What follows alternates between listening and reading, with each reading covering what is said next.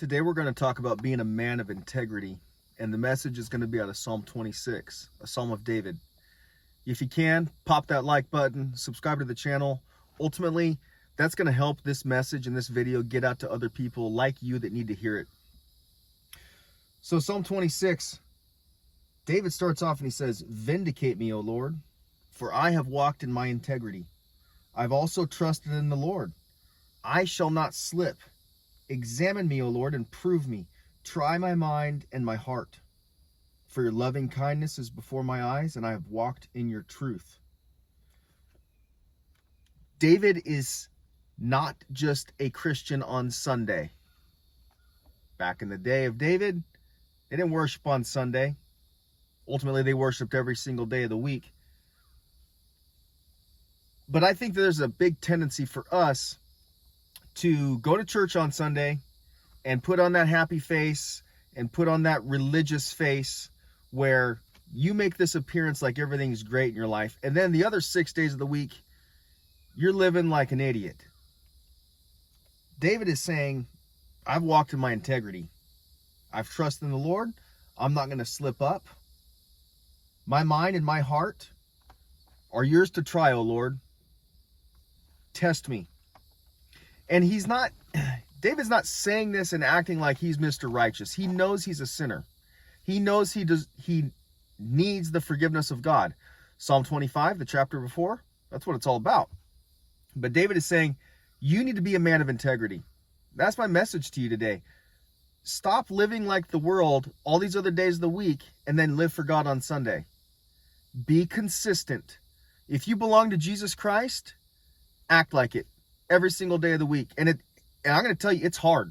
And I've let myself down. I've let the Lord down. I've let my family down at times when I have decided that I want to be one of the guys at work. And it's a darn shame that I've ever done that. I'm not alone in that. You know, that we make mistakes, we sin, we fall. And shame upon us when we do that. But from here on out, let's walk with integrity. So we're going to get into some practical application on how to do that. So he says, I have not sat with idolatrous mortals, nor will I go in with hypocrites. I have hated the assembly of evildoers and will not sit with the wicked. Now to some, this is going to seem like, oh, you're high and mighty now. You're too good for us. You know, didn't Jesus go out with everybody and sit down and eat meals with the least of society and with sinners? And you're going to get criticism if you have a mentality and an attitude that says, I'm going to separate myself from evildoers. Ultimately, this isn't talking about like, I've hung out with unbelievers, or, you know, I have friends that don't know Jesus Christ, but they're my friends and I'm close to them. That's fine.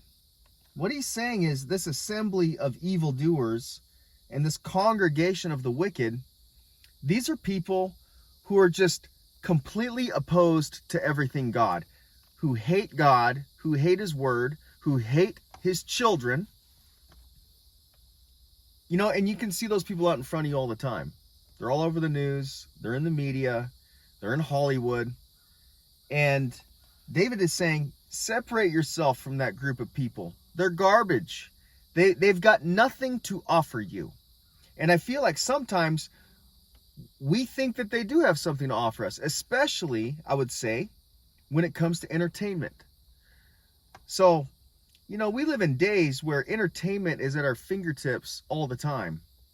You can turn on your TV and your streaming service, whatever it is, and you've just got loads of garbage coming your way all the time. And it's so easy to just start clicking on it and watching it and enjoying it. You know, I'm talking about TV shows and stuff. But think about how godless they are. And the people playing those parts and the act that they're portraying is usually so wrong. Or you could go down into the music industry. What kind of music are you listening to? You know, if it's garbage in, it's going to be garbage out. And I think that it's so stupid of us to be intaking all of this garbage and filth throughout the week, and then, where you're like literally digesting things that are just so anti-God that they could be ripped from the streets of Sodom and Gomorrah, and now it's in your house, right? But then you go to church on Sunday, and it's all about worshiping the Lord, serving the King. It doesn't make sense. If you are doing that, if you are digesting all that and enjoying it, you're sitting in the congregation of the wicked. You're sitting with the idolatrous people, with this assembly of evildoers. And David says, I'm not going to sit with them.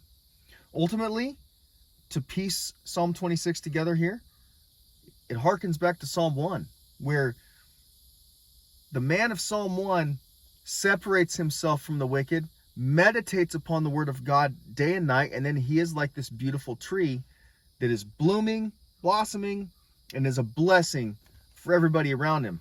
So do you need to make some adjustments in your life? I know that I do.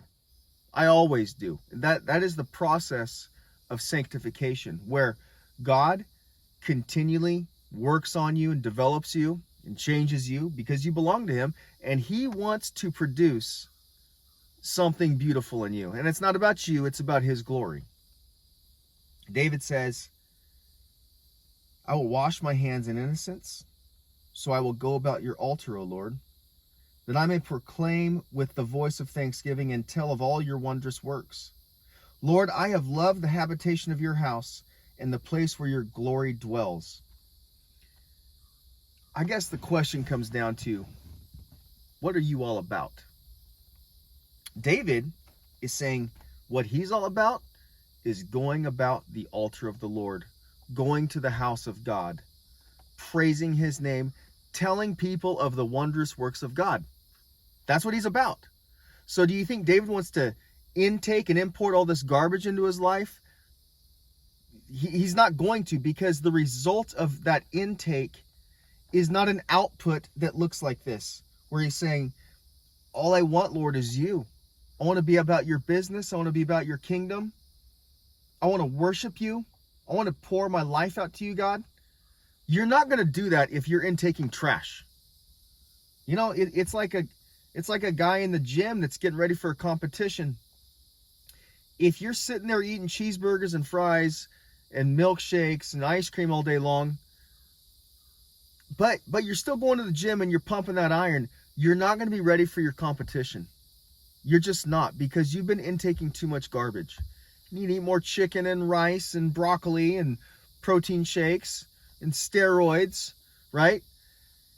That is what you need to ultimately develop yourself so that you're ready for your competition, so that your body's ready. Not advocating the use of steroids. He says, do not gather my soul with sinners, nor my life with bloodthirsty men, in whose hands is a sinister scheme, and whose right hand is full of bribes. I guess, hey, if you don't want to go to hell when you grow up, or when you die, then quit hanging out with the people that are. Quit investing your life amongst people that hate the Lord, or you're probably destined to spend the rest of eternity with them. But as for me, I will walk in my integrity. Redeem me and be merciful to me. My foot stands in an even place. In the congregations I will bless the Lord. Now, David is not sitting there being all self-righteous. He's not saying, I am better than all these people, so I'm not going to be around them. Evidenced by the fact that he asked the Lord to redeem him and be merciful to him. David knows that he is a sinner. David knows he is screwed up royally before the face of God, and he's asking for the forgiveness of God.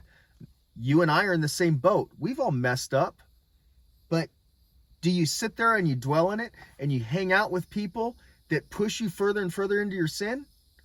Or do you cut it off and say, God, redeem me. I'm sorry, I want to change. I want to belong to you. I want to look like I belong to you.